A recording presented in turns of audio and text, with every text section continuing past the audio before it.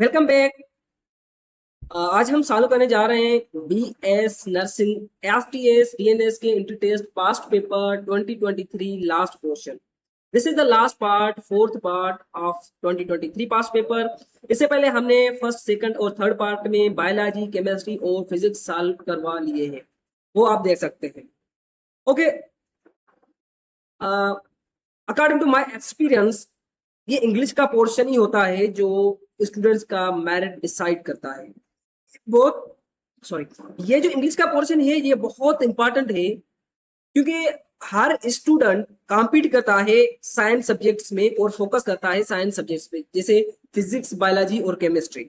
इन पे हर student focus करता है और हर स्टूडेंट इन सब्जेक्ट्स में ही परफॉर्म कर पाता है।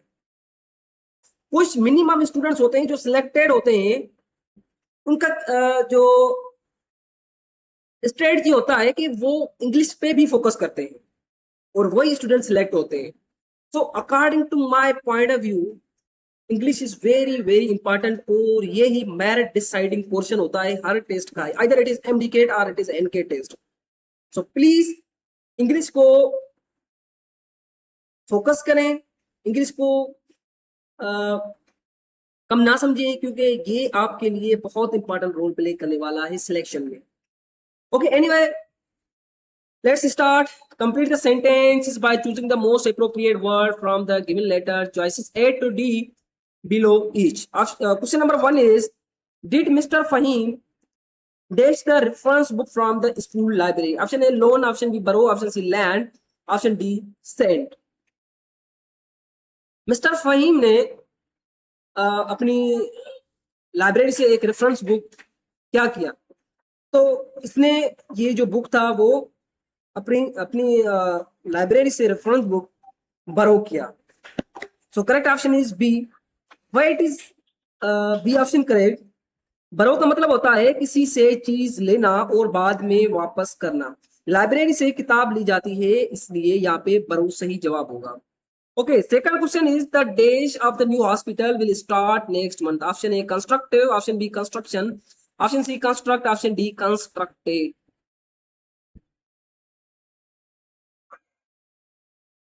The correct option is construction, B option. Why it is correct? Sentence में नाउन की जरूरत है, क्योंकि the dash of the hospital लिखा हुआ है, कंस्ट्रक्शन नाउन है जिसका मतलब है तामीर। Okay, now question number third. Timid by nature, the doctor who was alone in his house was frightened. Option A out of his wits, option B out of his wits, out at his wits, option C at his wits, and option D is out of his wits. The correct option is out of his wits. Out of his wits. D option is the correct. It is idiom and out of his wits का मतलब है बहुत ज्यादा डर जाना या घबरा जाना। ठीक है। Question number 4 is Ahmed's energy was unbounded. His resourcefulness inexhaustible and his equanimity in the face of danger almost. Option A unreasonable, option B uncanny, option C natural, option D false. Correct option is uncanny. Uncanny का मतलब है कि इतनी हैरत अंगेज चीज जो almost super nature लगे। अहमद की हिम्मत और सुकून इतना ज्यादा था कि वो अनकेनी लग रहा था। अनकेनी का मतलब क्या है कि इतनी हैरत अंगेज चीज जो ऑलमोस्ट सुपर नेचुरल लगे, मतलब एक बहुत हैरत अंगेज चीज। Now question number 4, dash from the companions have been used to buy medical supplies, food and educational material. Option A revenue, option B return, option C proceed, option D earnings. Correct option is proceed. Proceed from the companions have been used to buy medical supplies, food and educational materials. Proceeds का मतलब होता है किसी कंपेजन या event से हासिल होने वाली रकम या fund. Proceed from the companion have been used to buy the companion used to buy medical supplies, food and educational materials. Okay, now choose the lettered word or phrase that is most nearly opposite in meaning to the word in the capital letter. Question number 6 is concise. Option A short, option B lengthy, option C brief, option D to the point. Concise का opposite क्या होगा? Opposite तभी पता लगेगा जब हमें concise की meaning आएगी. तो कंसाइज का मतलब होता है मुख्तसर और पॉइंट पर. इसका अपोजिट होगा लेंदी, यानी लंबा और तफसीली. Correct option is B. Concise means short, मुख्तसर शॉर्ट, लेंदी मींस ज्यादा. Question number 7 is affinity. Option A alliance, option B lacking, option C sympathy, option D attraction, option is dislike. Affinity का meaning क्या है? Affinity का मतलब है लगाव, मोहब्बत या अट्रैक्शन. इसका अपोजिट क्या होगा? डिसलाइक. ठीक है. Question number 8 is from the above statement. Four lettered pairs A to D follow a related pair of words given capitals. Select the lettered pair that best express a relationship similar to the expressed in the original pair in capitals. यहाँ पे question number 8 है. यहाँ पे दो pair है. एक pair दिया गया है जो आपस में रिलेटेड है. Kernel and nut. Option A is yolk egg, option B grape raisin, option C is flour bread, option D soil seed. Okay.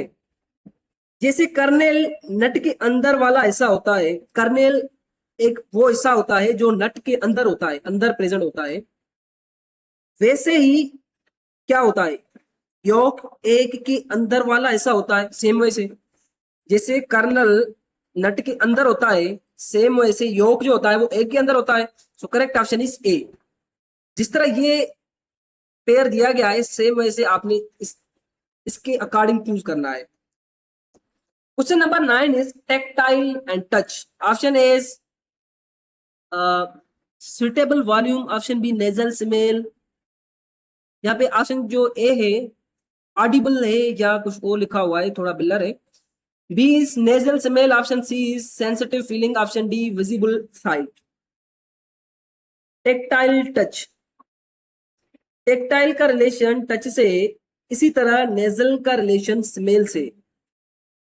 Tactile का रिलेशन टच से सेम वैसे जो नेजल का रिलेशन है वो स्मेल से.